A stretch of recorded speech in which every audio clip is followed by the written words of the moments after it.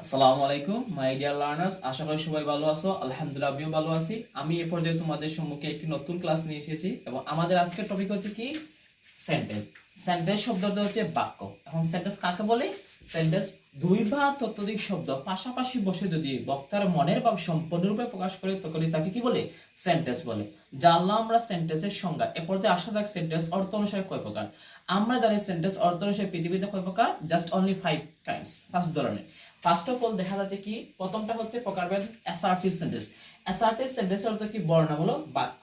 এখন কথা হচ্ছে বর্ণনামূলক বাক্য বলতে কি বুঝি? কোনো কিছু সম্পর্কে হোক সেটা বস্তু, প্রাণী কিংবা ব্যক্তি সম্পর্কে বর্ণনা দেওয়া হয় তখনই তাকে কি বলে?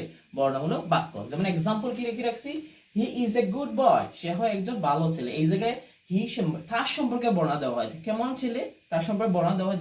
এটা হচ্ছে একটি অ্যাসার্টিভ সেন্টেন্স। নেক্সট ওয়ান হচ্ছে ইন্ট্রোগেটিভ সেন্টেন্স। ইন্ট্রোগেটিভ সেন্টেন্স অর্থ প্রশ্নবোধক বাক্য। যে বাক্য দ্বারা প্রশ্ন করা হয় তাকে কি বলে? ইন্ট্রোগেটিভ সেন্টেন্স বলে। এই জায়গায় দেখা যায় example, what is your name, তোমার নাম কি?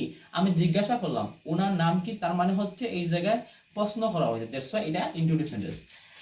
থার্ড ওয়ান হচ্ছে ইম্পারেটিভ সেন্টেন্স। যে সেন্টেন্স দ্বারা আদেশ, উপদেশ, অনুরোধ, নির্দেশ বোঝায় তাকে কি বলে? ইম্পারেটিভ সেন্টেন্স বলে। ইম্পারেটিভ সেন্টেন্স স্টার্ট হয় মূল ভাব দিয়ে এবং ইম্পারেটিভ সেন্টেন্স এর লাস্টে ফুল স্টপ বসে।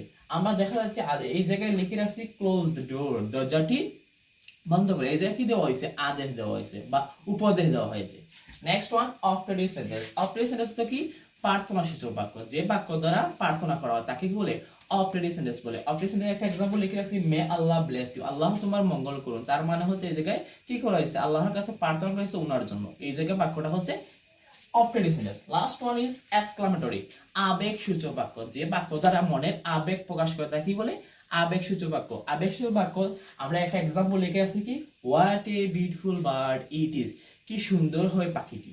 এই জায়গায় কি প্রকাশ হয়েছে? পাখির সৌন্দর্য বর্ণনা করেছে এবং আবেগ সূচক বাক্যের লাস্টে কি বসে? বিস্ময় সূচক চিহ্ন বসে। এই চিহ্ন হচ্ছে এক্সক্লামেশন মার্ক। আজকে এই নতুন টপিকের জন্য সবাইকে বোঝার জন্য ধন্যবাদ।